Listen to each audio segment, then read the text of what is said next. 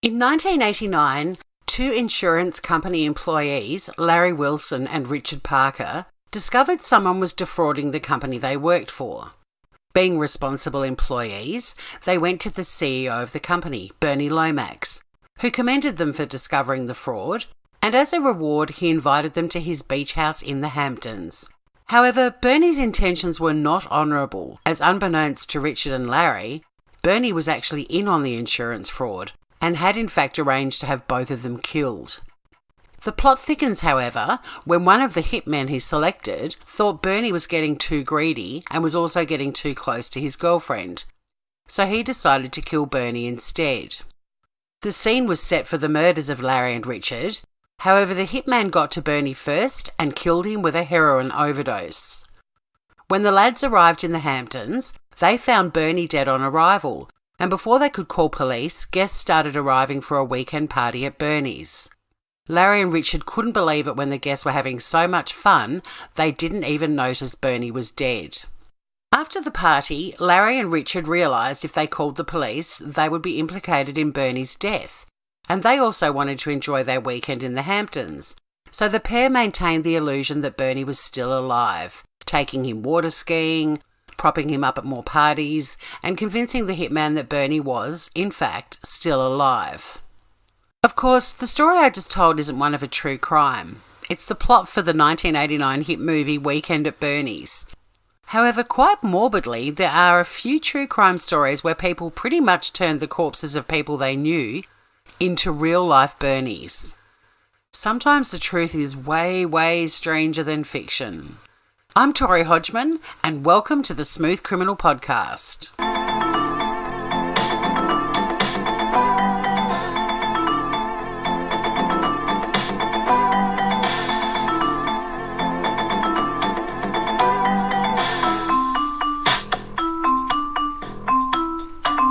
A huge thank you to Smooth Criminal groupie Susan for suggesting this week's theme. Her idea was inspired by a Tasmanian case, but I haven't been able to find the details of it before recording this episode. However, down the track when I do get more information, keep an eye out for a bonus Smooth Criminal podbite. 55.3 million people die every single year. That equates to 151,600 per day, 6,316 per hour, and 105 people every minute.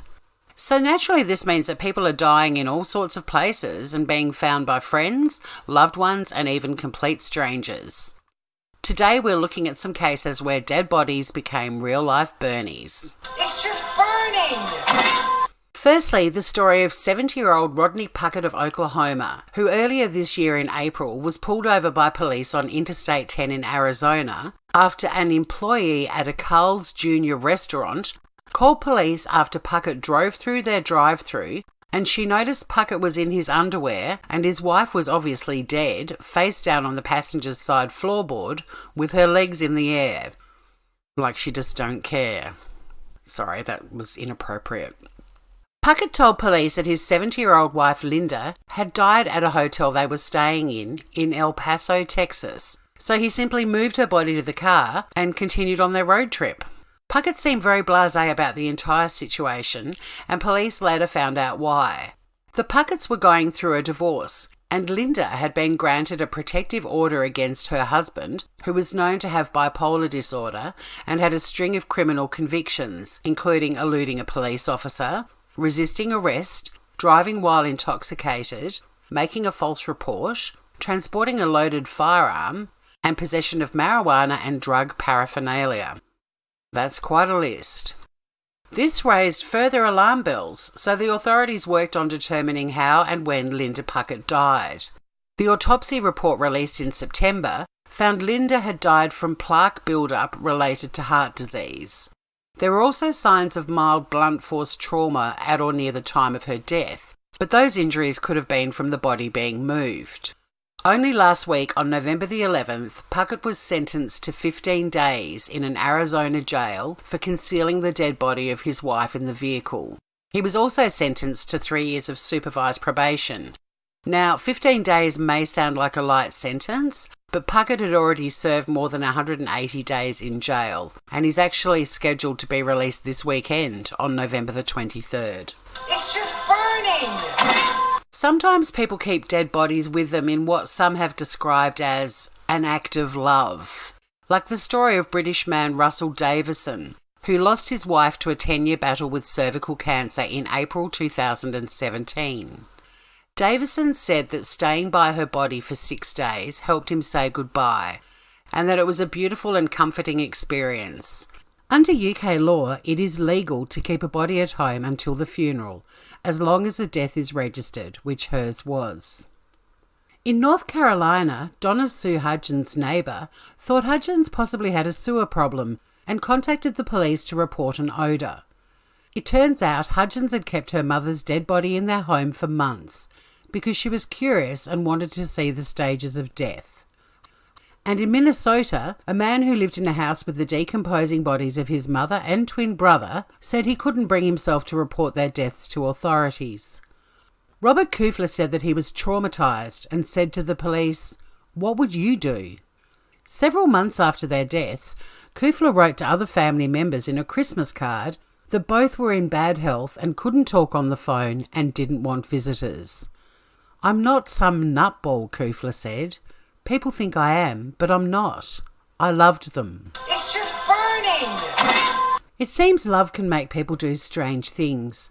And continuing on with that theme, this is a story from 1931, when Carl Tanzler, aged 56 years old, was working in a Florida hospital when he fell in love with a 22-year-old Cuban-American woman named Maria Elena Milagro de Hoyos, who was dying of tuberculosis, a terminal condition in the 1930s. After her death, Tanzler visited her grave, singing Spanish love songs to her, and he would later claim that her spirit encouraged him to remove her from the grave. So one night in 1933, Tanzler dug up de Hoyos' corpse and took her home in a wagon. For the next 7 years, he preserved the woman, replacing her skin with silk and stuffing her body with rags to keep its shape, and he also used perfumes to disguise the smell. Fast forward to 1940, when de Hoyos' sister Florinda stormed into Tanzler's home with the police in tow, and the truth about her sister Maria was discovered.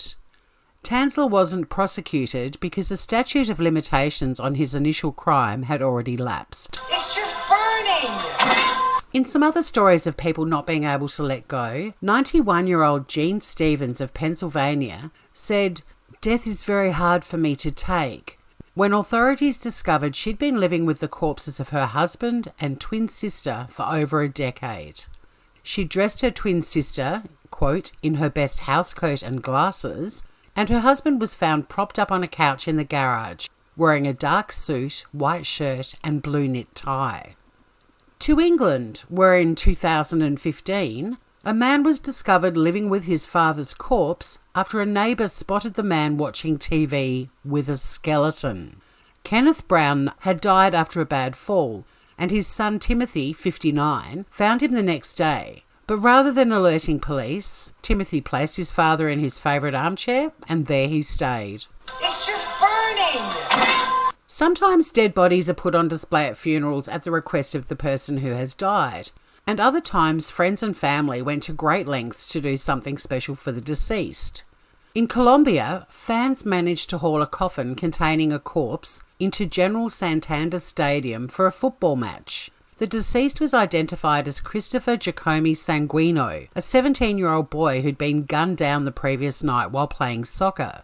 His dying wish was to watch his favourite team play once more, so his friends took him right on in. And for your information, Sanguino's team was down 1-0 when the deceased arrived at the stadium, but by the final whistle, they'd managed to equalise the game for a tie. To New Orleans, where Miriam Burbank was positioned at a table with beer, whiskey and cigarettes, and her fingernails were painted in the colours of her favourite American football team. And in another New Orleans tale, well-known socialite and philanthropist Mickey Easterling, aged 83, was arranged posing with a glass of bubbly in one hand and a cigarette in the other. She was dressed in an evening gown, complete with ornate hat and a pink feather boa. It's just burning! Let's end this episode with a real-life Weekend at Bernie's story. Two men pretty much duplicated the movie after finding their friend dead in his apartment. So they decided to load him in the back seat of an SUV and take his body around town to numerous local bars and strip clubs. And after their night on the town, they took their mate Jeffrey Jarrett's body back to his apartment. They then stole his ATM card, bought some Mexican food, and then withdrew $400 to go to another strip club. Once the club had closed, the pair flagged down a police officer and told him that Jarrett's body was at his apartment. Robert Jeffrey Young, 43, and Mark Rubinson, aged 25, were charged with abusing a corpse, identity theft, and criminal impersonation of their deceased friend, and were given 2 years of probation in connection with the death of Jeffrey Jarrett. It's just burning! So that's it for another episode of Smooth Criminal. You can find the podcast on iTunes, Spotify, Castbox, the Smooth Criminal Podcast channel on YouTube, on Facebook, Twitter, and on our website at pippa.io/smoothcriminal. Please rate and review and share with your friends, and thanks again to Smooth Criminal groupie Susan for this week's suggestion. Also credit to Gladden Entertainment for the grab It's Just Bernie from the movie Weekend at Bernie's. If you have an idea of a theme for a future show, please email us at smoothcriminalchannel@gmail.com. So that's it for another week, and remember, don't get hit by, don't get struck by a smooth criminal.